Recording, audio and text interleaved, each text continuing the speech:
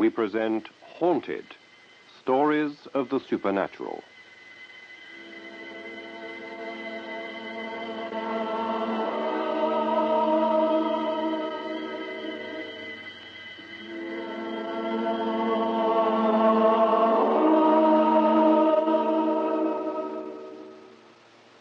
The Family by John Elliott, adapted for radio by Derek Hoddinott, starring George Cole as Watson.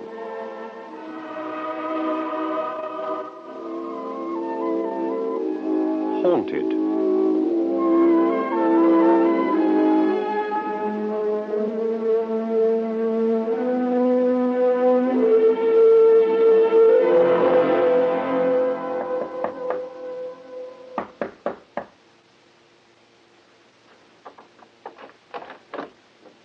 Yes, sir? Good morning. Detective Sergeant Forrester? Yes, sir. I'm David Ecclestone, Mr. Watson's solicitor. Oh, yes, sir. Come in, will you? Thank you. If you'd care to sit down for a moment, sir. Thank you, but I'd like to see my client first, if you don't mind. Where is Mr. Watson? In the bedroom. But, before you go in, I think you ought to read this. Oh? What is it? A letter, sir, addressed to you. So I see. It hasn't been opened. Oh, I can see that. Sergeant, Mr. Watson wants me to read it now, does he? I think that's his intention, sir. When you've read it, perhaps then we can have a talk. You're being somewhat mysterious, Sergeant. I didn't mean to be. But perhaps when you've read the letter, sir.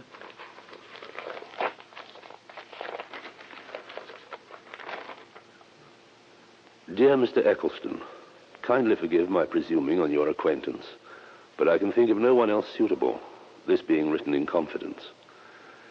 As you know, I'm a reserved sort of man. I don't make friends easily. You'll be surprised at hearing from me. In fact, I hope you remember me, since you must have to look after a lot of cases like mine. Having received full remission for good conduct, I've now been out of prison for some 18 months, and am still living in the city, as you can see from the above address. Although I'm a relatively well-educated man, as you know, I have not succeeded in obtaining good, regular employment. Once a thief, always a thief, I suppose. I'm not in trouble again. Let me make that perfectly clear. No. This letter is about something peculiar which has happened to me lately. It concerns a young woman called Carole Temple. I met her one night as I was approaching the front door of the boarding house where I live.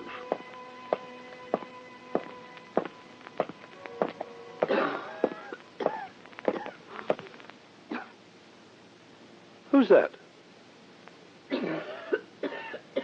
Who is it? It's me. Only me. Who is me? And what are you doing here in the porch? Nowhere else to go. You're shivering. Were you going to stay here all night? Yes. You live here? I have a room, yes. Oh. Do you know what time it is? No. It's gone 1 o'clock in the morning. I didn't think anyone else would be coming in. That's why I settled down for the night. But you can't sleep out here. Done it before. What, here? No. Other places. My dear child. Leave me alone. I'm not going to hurt you. Don't touch me. Where do you live? You're from the country. Run away from home. Maybe. Alone in the city. No friends, no money either, I suppose. Look, you can't stay here. Not with that cough. You'll catch pneumonia. Come on. What are you going to do? There's my room. It's not much, but at least it's warm. And you can have something to eat. What do you say?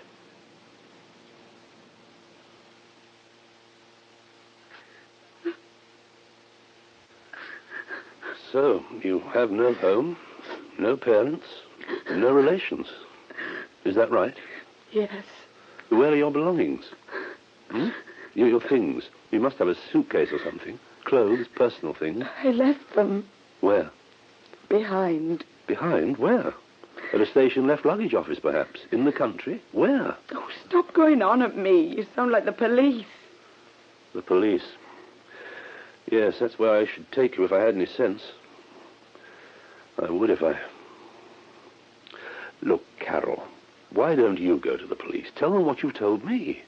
They'll help you find somewhere to go. They have contacts with people, organizations who assist young girls. No. But they'd help you. No, please. Please don't make me go to the police. Why? You haven't done anything wrong, have you? No. Is that the truth? Yes. I'd like to stay here. I like it here. Well, you could stay for tonight. Thanks. I'll sleep in here on the floor. You can have my bed. That cough really is bad. You need a doctor. You need to stay in bed for a few days. Then let me stay. Please, Mr. Watson, let me stay. I won't be any trouble. I can talk to you. You're nice. You'd like me to stay. I know you would. You'd like a bit of company. Carole, if I thought about you staying... Oh, thank you. No, just a minute. I said, if I thought about it. I want you to answer my questions honestly and truthfully. What do you want to know? Well, you've told me nothing about yourself. You've been evasive in all your replies. Where do you come from? A small village called New Hampton. It's in the West Country. Why did you leave home? Because I hated them and they hated me. Who's them? Your parents? My real father's dead. My mother and the man she lives with, they run a boarding kennels for dogs. I used to help them, but, well, they treated me like muck. No one else would work for them. I was forced to. So I decided to run away. I think they wanted it that way. That way they could be rid of me. And that's the truth? Yes. I see. I'm afraid I haven't any suitable night clothes for you. Well, I could find you a shirt to put on if you like. No, I don't want anything. Don't want to put you to any trouble. There's a bathroom off the landing to the right. You can't miss it. You'd better get to bed. It's through that door. Thank you. And about staying... No, we'll talk about it in the morning, Carole. Good night. Good night. Well, Mr. Ecclestone, I want you to believe me when I say that I had no intention of taking advantage of this girl. But during the night, on that cold, hard floor, I not only felt uncomfortable, but I also felt an excitement. I don't mean excited sexually, but an excitement as if in a dream. I'd never had a naked girl in my rooms before. You may not believe it, but I've hardly experienced sex. No. What I felt most of all at that moment was a warm friendliness towards her. And soon I found myself in bed with her. She said nothing. Her body felt more developed and mature than I had expected. And then we made love. For the first time in my life. It was wonderful. But afterwards...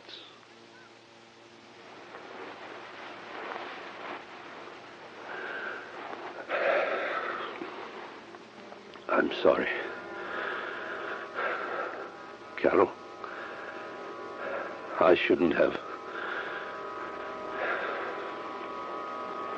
Did you hear what I said? I said I was sorry. It doesn't matter.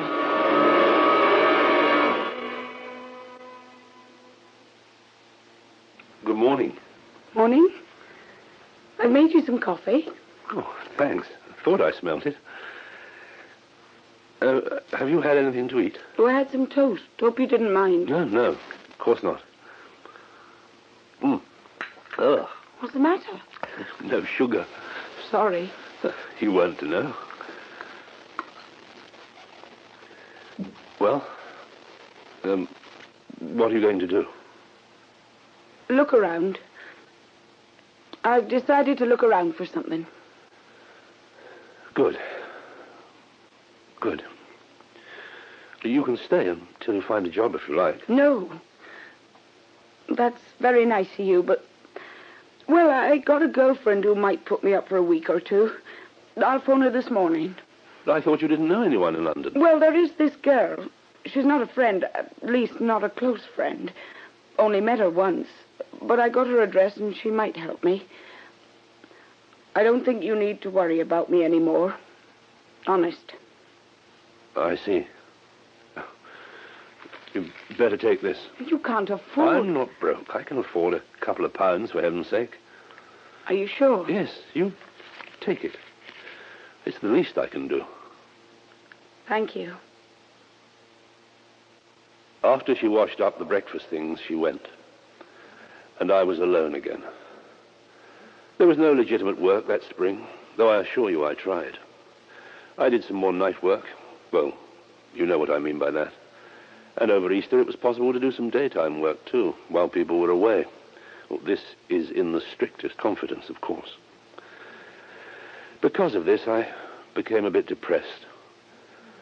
My whole life seemed a bit pointless, especially when I thought about Carole and our one night of intimacy. But I neither saw her or heard of her again. Until one evening, the 13th of April, the very anniversary to the day that you defended me in court, I arrived home late from a job.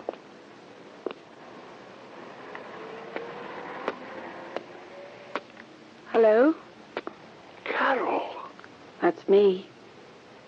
you all right? Can I stay? Of course.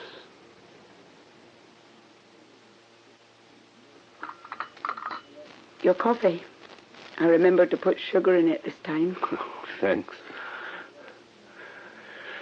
Oh, what have you been doing with yourself these last 3 months?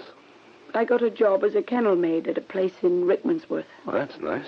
I didn't like it much, though. Why? People that ran it weren't friendly. Well, why weren't they friendly? Don't really know. Had you done anything? No. No, in the end, they told me to go. Were they dissatisfied with your work? Don't think so. Well, they must have been if... No, it wasn't that. I told them I was pregnant. I see. Are you? Yes. How long? Just under 3 months. Oh, Carole. Yes? You can stay here as long as you like. I'll arrange it with the landlady. Hey, no. Don't cry. I'm going to look after you. We're going to be together. You don't have anything to worry about. Please. You're so kind. And you've no reason to be. Nonsense. But no buts. Please, listen. The night you found me in the doorway... Carole, I don't want to... I want to tell you the truth. If I'm to stay, I want you to know the truth about me. All right. When you found me, I hadn't just arrived in London like I said. I'd run away. I'd run away from someone. Someone? Who? Someone. Doesn't matter. A man. What I said about leaving home and coming to London was true. But I was picked up by this man and I went to live with him and then he put me into a house with some other girls and, well, he tried to make me like them. A brothel? He turned you into a prostitute? I told him I wanted to leave, that I wouldn't say anything, but he threatened me. Still, after a few weeks, I managed to get out one night. I was afraid to go to anyone, even the police. I'd never be safe from him, you see. That's when you found me. I was hiding from him. truth. I thought you should know. And that's why you changed your mind about staying? After we made love? You thought the same thing was happening? Yes. Something like that. Well, it does raise a question about the child, doesn't it? I'm not saying it's yours. No, I know you weren't, Carole. I know that. You've asked me to stay, and I'd like to. But it'd be unfair on you to take on the responsibility of a child if it isn't yours. See what I mean? Carole, can't you see? Don't you realize? I love you. What you've told me doesn't make the slightest difference. I love you. I loved you when I first saw you, and I love you now. I'd hoped beyond hope you'd return, and now... Well, I'm not going to let you out of my life again. And so it was. The next 6 months were the happiest of my life. We never discussed the baby much, not at first. She was content to do the shopping, look after our little flat. And I got regular daytime work now. She got plumper and she visited the clinic regularly. She made the arrangements with the hospital that when her labor pains started, I was to take her in right away because she was a bit narrow and small and it was her first child. That happened 4 days ago. You all right? Yes. They won't be long. Oh. Carole? Oh, I'm all right. Another pain. It wasn't much. I'll go and ask the nurse. No. It'll be all right. Babies don't get born quickly like that, you know. Sit down, please. They'll give you something for the pain. When I need it, they will. I don't need it yet. All right. I love you. I love you. Mrs. Watson? Yes? Would you come this way, please?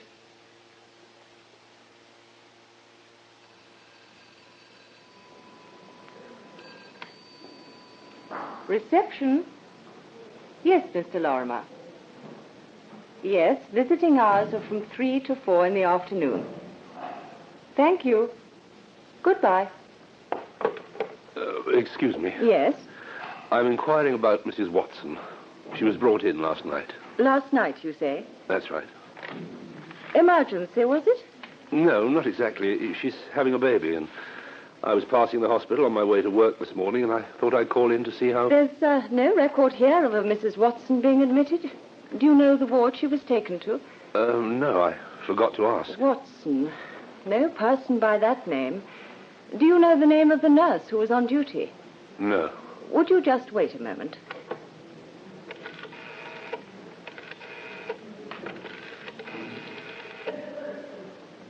Janet? Madge, reception here. I have a Mr. Watson. He claims he brought his wife in last night. Maternity. Yes.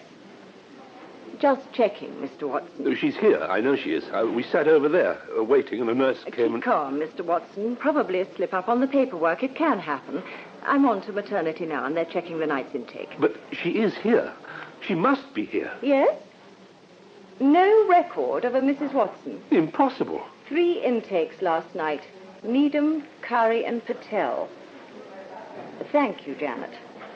Look, I know this is the hospital. Well, I was going to ask you that, Mr. Watson. Are you sure this was the hospital you came to last night? Of course I'm sure. We sat over there. A nurse called my wife. We said goodbye, and she went down the corridor and into the lift. She must be somewhere. But perhaps she's been taken to the wrong ward. Highly unlikely. There's no record of her maternity, and there's no record on last night's log, a copy of which is left here. I don't believe it. I must be going mad. You're saying my wife doesn't exist? No, of course not. I want to see the head man, please. Something's gone terribly wrong. I mean, who's above you? I have to speak to someone. Mr. Watson, please try and calm down. My wife is missing, disappeared. And you're saying... Oh, my God, I'm dreaming this.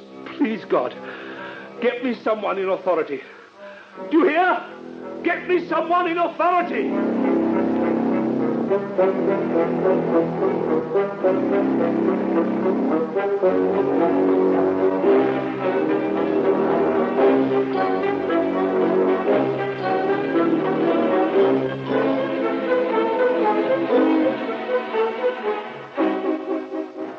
Mr. Ecclestone, they turned that hospital inside out.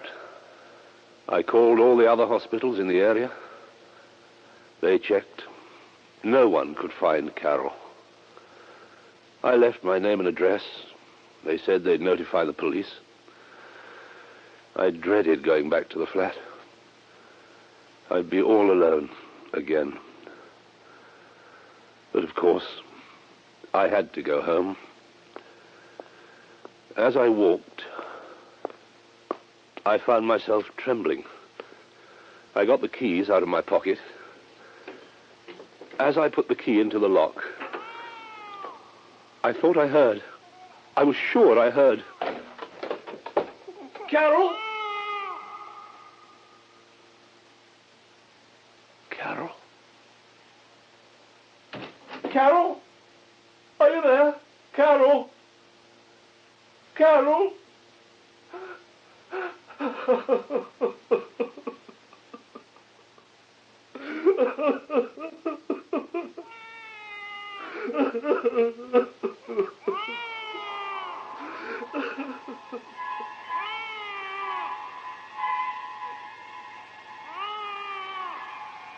Carole,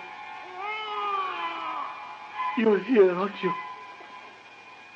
I know you're here. Carole? Carole, where are you?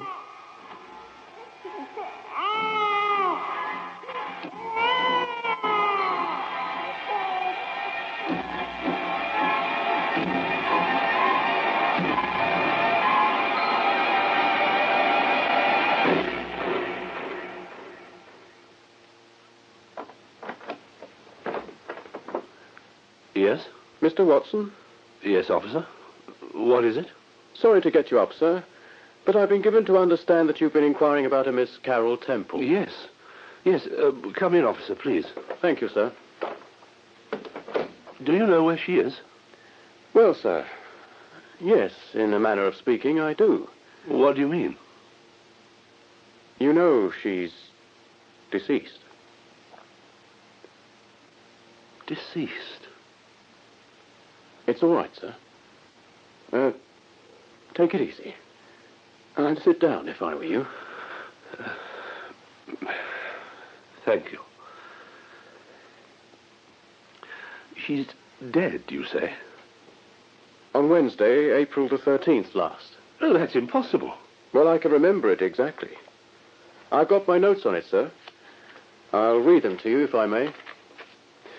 Between 6 and 7 p.m. at Marble Arch Central Line Station, a young female, identified by the contents of her handbag as Carole Yvonne Temple, threw herself from the westbound platform in front of an incoming train and was killed outright. The young lady was discovered at the post-mortem to be in a state of pregnancy, nearly 3 months advanced. There were numerous witnesses. Foul play is not suspected. The verdict was suicide while of unbalanced mind. I'm surprised you hadn't heard of it, sir. What did you say, officer? I said... never mind. All I can say, sir, is that you couldn't have been with the young lady last night at the hospital. You may have been the last person to see her alive on April the 13th. Sir? Well, that's all. I'd better go. I'll see myself out.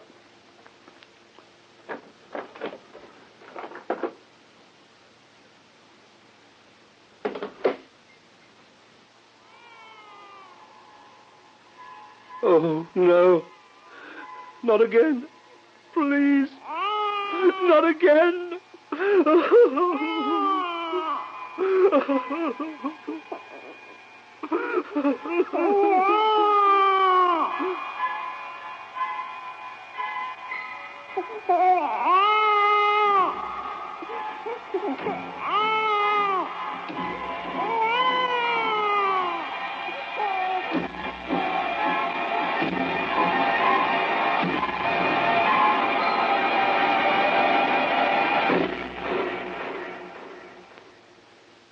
have not been out since.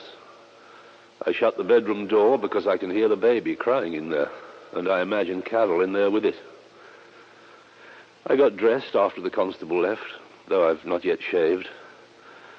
I cooked myself some dinner yesterday and managed to eat it. All last night I sat trying to figure it out. It's all very quiet in here now. I hope you don't mind if I conclude this for the present, since I can hear the baby crying again, which I have to stop. I have to stop. I have to stop.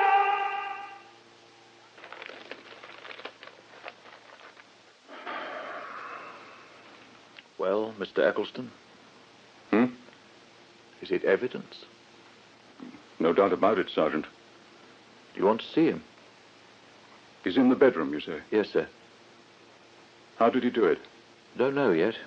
Waiting for the doctor's report. I see. No, I'll just make a note on the envelope, and you can give it to the coroner. The above unfinished letter was found addressed to me in the dead man's lodgings.